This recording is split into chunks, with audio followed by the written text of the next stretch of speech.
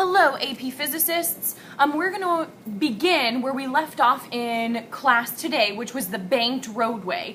So right now we're just trying to focus on, in terms of the uniform circular motion, we're trying to just think about the main kind of problems that an AP physics test would ask you about. First one that we looked at was the conical pendulum. Another one that we looked at was the flat curve, and now the third one we're going to look at is called the banked curve. So let's start on the banked roadway, or we'll have the banked curve here.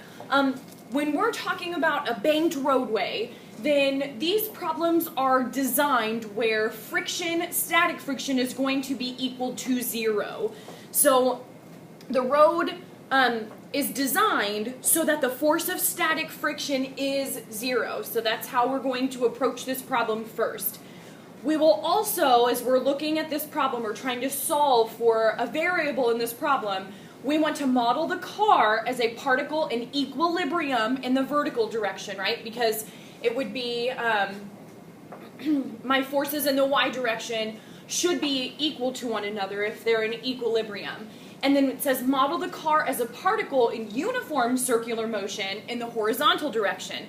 So I have the centripetal acceleration that would be acting in the x direction. So it's that direction, that horizontal direction, that I'm going to get my centripetal force. So whatever force that may be in my horizontal direction is going to be equal to mv squared over r.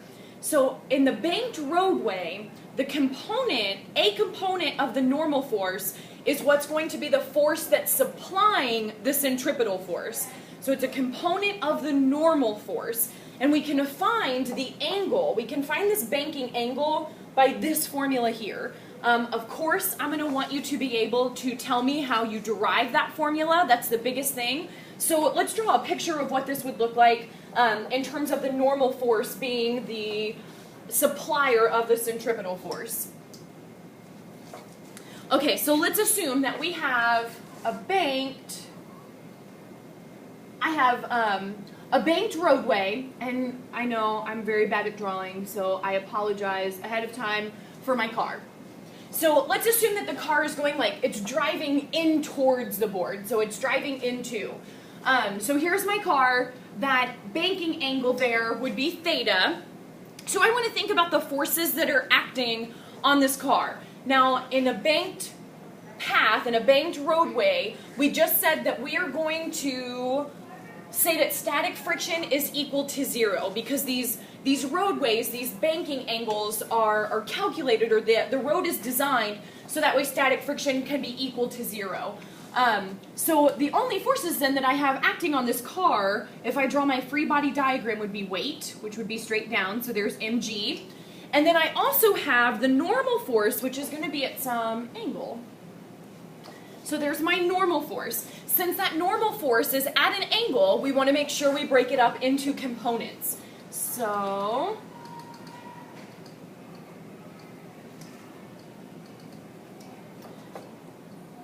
there's theta. So I have my weight, I have normal, there's theta. So then this would be, my y would be in cosine theta, my x would be in sine theta. Okay, so there's my free body diagram. Always when we do these force problems, we want to write the force, the sum of the forces in the x direction, the sum of the forces in the y direction. Because I want us right now to derive how we got this formula. I want us to derive, how did we get tan theta equals v squared over rg? How did we get that? Okay, so my goal is to figure out how did we get this?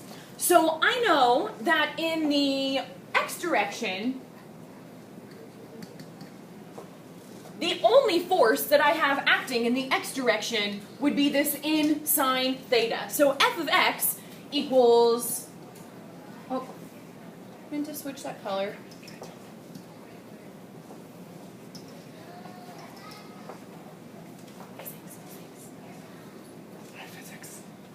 Matt Tracy wanted to say hello to you.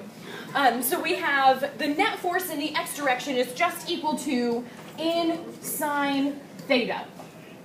And we know that in the x direction, that normal component in the x direction, That's what's causing that centripetal force. That's my only unbalanced force that I have here. So because we said, remember that centripetal acceleration is always directed in towards the center of the circle, the same goes for the centripetal force. So n sine theta should equal mv squared over r. So there's my sum of the forces in the x direction. Let's do the exact same thing, but the sum of the forces in the y direction. So in the y direction, we have n cosine theta. So I have n cosine theta, and that would be minus the weight force, which is mg, so minus mg. We said that the y direction forces are in equilibrium, meaning that they're equal to 0. So that means n cosine theta equals mg. Okay, so my goal, though, is I have these two pieces. I have the sum of the forces in the x, sum of the forces in the y. I want to try to get to this equation here. How did we derive this? So if I divide my sum of the forces in the x direction by the sum of the forces in the y direction. So we're going to use this one and then that one. So n's cancel out. Sine theta over cosine theta is just tan theta. And my masses are going to cancel out, which leaves me with v squared over rg. So we successfully have derived our equation here. Let's actually maybe put that to some use. So let's look at this next problem.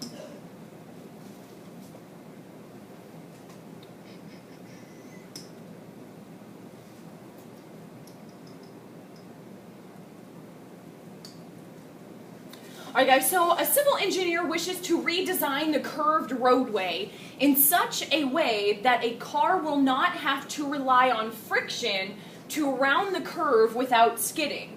In other words, a car moving at the designated speed can negotiate the curve even when the road is covered with ice. Such a road is usually banked, which means that the roadway will be tilted toward the inside of the curve.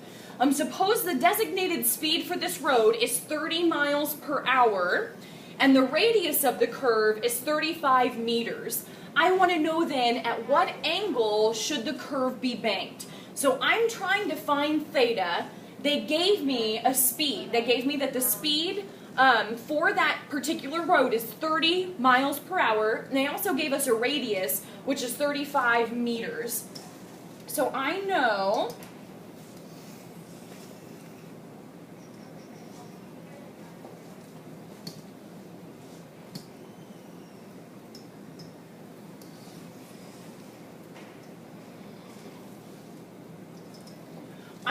V was 30 miles per hour. I know R was 35 meters. I want to know theta. Okay, well, if R is in meters and my speed is in miles per hour, I'm going to need to change those miles per hour. Let's change it into meters per second. So if you do that, we should get our speed should be 13.4. So we should get that to be 13.4 meters per second.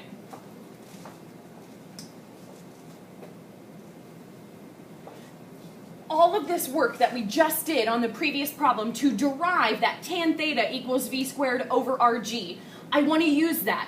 And on a test question, if this were an FRQ question, I would want you to show all of this work, including then plugging in your numbers or your variables to that equation. Because now it's just easy once we get to this part. So I know tan theta equals v squared, so that would be the 13.4 over rg, so 35 meters. And then my g, 9.80.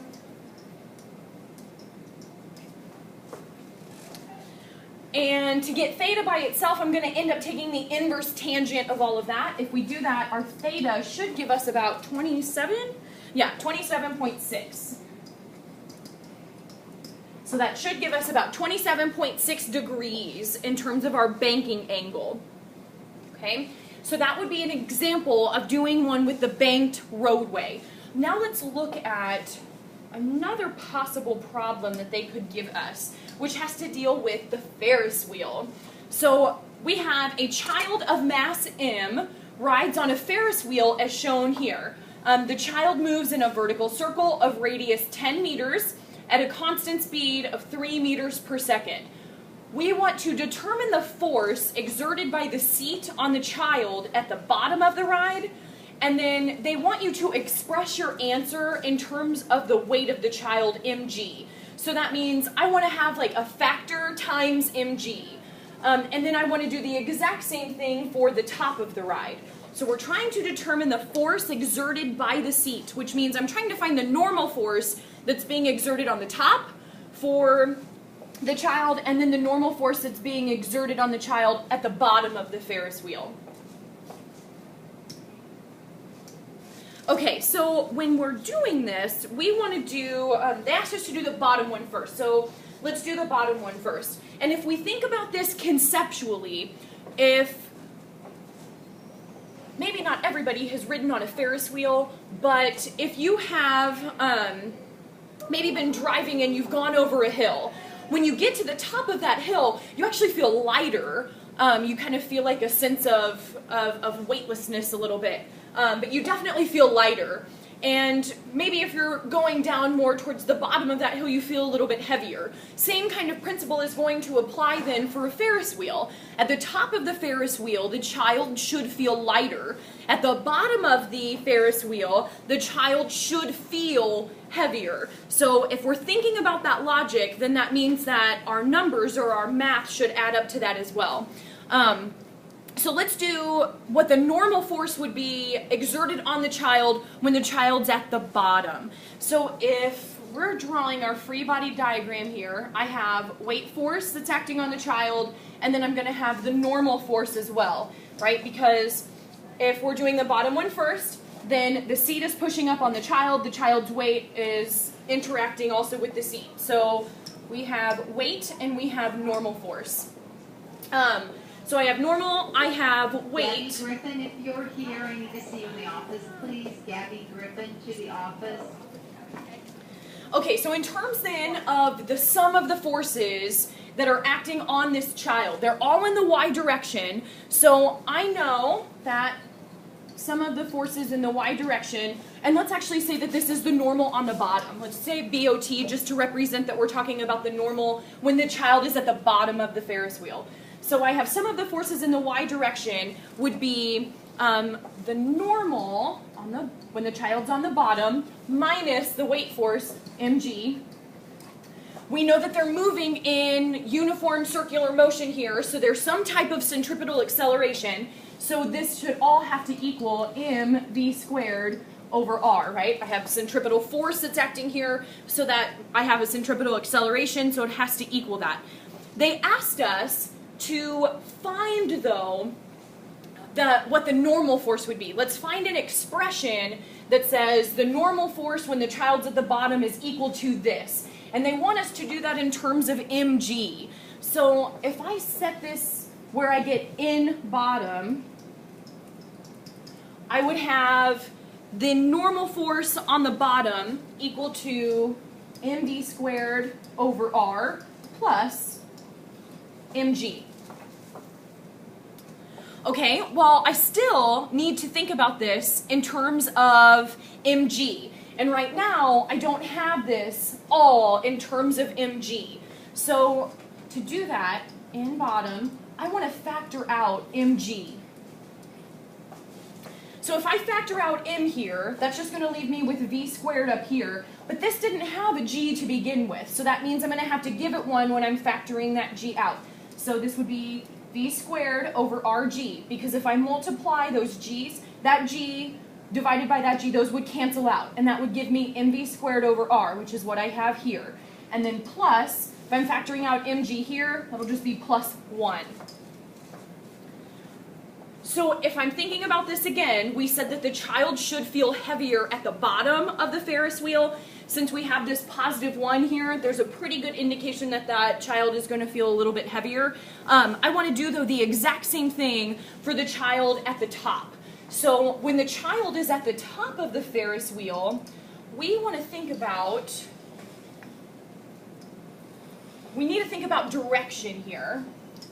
Because at the top of the Ferris wheel, we still have weight, and we still have the normal. So I still have normal, I still have weight.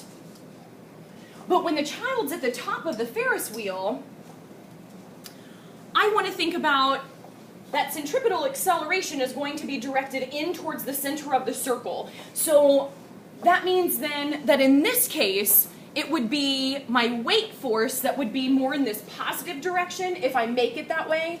And then I could think of then the normal forces being or acting in that opposite direction because the child is being pulled in towards the center of that circle. So in this case, we would have the sum of the forces in the y direction equal to the weight force minus the normal force when the child's at the top, so minus n top.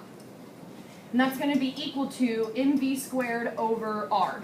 Because again, the child is accelerating, they're feeling some type of centripetal force to make sure that they're staying on that Ferris wheel to ride that ride.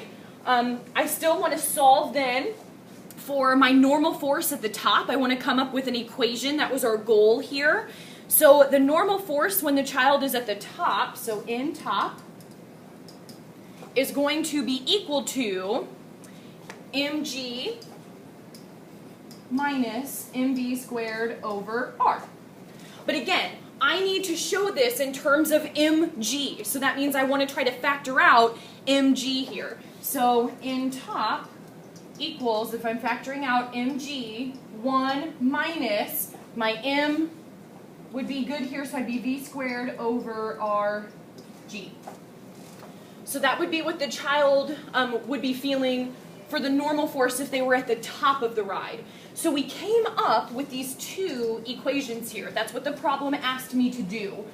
But let's actually plug in some numbers really quick with those, so then that way we can see exactly if the child will feel lighter or if the child will feel heavier. So I think on the next slide, nope, I lied. Oh no, wait, it's on this side still. Child moves in a vertical circle of radius 10 and the speed is 3. So we know radius is 10 and the speed was 3.